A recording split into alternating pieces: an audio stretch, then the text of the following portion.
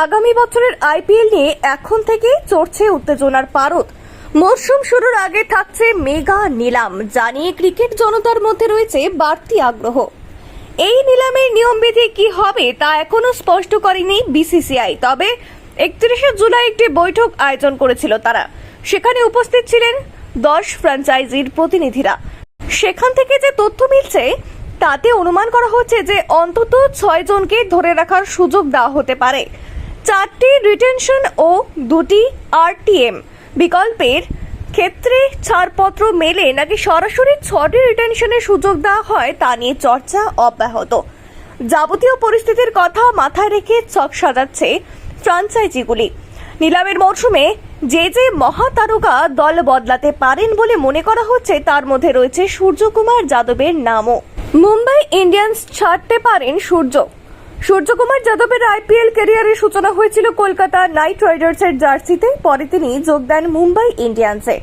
গত কয়েক মরশুম মুকেশ আম্বানির ফ্র্যাঞ্চাইজিতেই রয়েছেন তিনি, হয়ে উঠেছেন দলের অন্যতম স্তম্ভ। সংবাদ মাধ্যম সূত্রে জানা গিয়েছে যে 2025-এর আইপিএল এর আগে দল ছাড়ার কথা ভাবছেন সূর্যকুমার।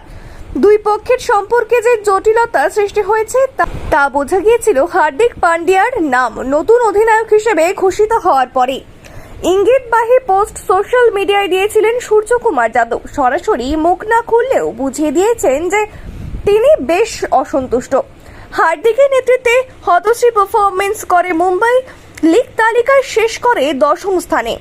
যদি 2025-এও তিনি অধিনায়ক থাকেন তাহলে সরে দাঁড়াতে পারেন সূর্যকে পেতে হাত বাড়িয়েছে কলকাতা। সূর্যকুমার যাদব ও মুম্বাই ইন্ডিয়ান্সের মাঝে যে দূরত্ব তৈরি হয়েছে তার ফায়দা তুলতে মুখিয়ে রয়েছে কলকাতা নাইট রাইডার্স। ডিফেন্ডিং চ্যাম্পিয়নরা চাইছে আরও একবার সুযোগে বেগুনি সোনালী শিবিরে ফেরাতে। নিলামের জন্য অপেক্ষা করতে রাজি নন শাহরুখ খান, বেঙ্কি মাইসোররা। তার আগে ট্রেন্ডিং উইন্ডো ব্যবহার করে চুক্তি চূড়ান্ত করে ফেলতে চাইছেন তারা। সংবাদ মাধ্যম রেড পোস্ট সূত্রের খবর মিলছে যে মিস্টার 360 ডিগ্রিকে পেতে অধিনায়ক শ্রেয়স আয়ারকে অব্দি বাজি লাগাতে প্রস্তুত রয়েছে নাইট টিম ম্যানেজমেন্ট। সূর্যকুমার যাদবের বদলে শ্রেয়সকে সোয়েফ ডিলে অফার করা হতে পারে মুম্বাইয়ের কাছে। সাথে বাড়তি কিছু অর্থ প্রদানের ভাবনা চিন্তাও ফ্র্যাঞ্চাইজির রয়েছে বলে খবর। যদি সূর্য কেকেআরে আসেন তাহলে তিনি হবেন ক্যাপ্টেন। বেঙ্গালুরুও চাইছে সূর্যকুমার যাদবকে। যদি সত্যি মুম্বাই ইন্ডিয়ান্স ছাড়েন সূর্যকুমার যাদব তাহলে তার পরবর্তী গন্তব্য কি হবে? প্রশ্নের উত্তরের সন্ধানে ক্রিকেট জনতা। এতদিন আসরে ছিল কেবল কলকাতা নাইট রাইডার্স, কিন্তু দৌড়ে নাকি সামিল হয়েছে রয়্যাল চ্যালেঞ্জার্স বেঙ্গালুরু।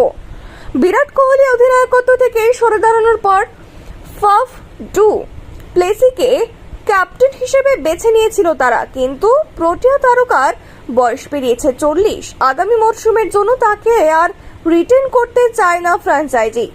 অধিনায়ক হিসেবে আরসিবির কাছে আদর্শ বিকল্প সূর্যকুমার যাদব। 17 বছর বেঙ্গালুরুর অধিনায়ক হিসেবে নানা সময় দেখা গিয়েছে রাহুল দ্রাবিড়, অনিল কুম্বলে, বিরাট কোহলিদের, কিন্তু ট্রফি জেতাতে পারেনি কেউই। সূর্যের হাত ধরেই খরা কাটানোর আশায় রয়্যাল চ্যালেঞ্জার্স।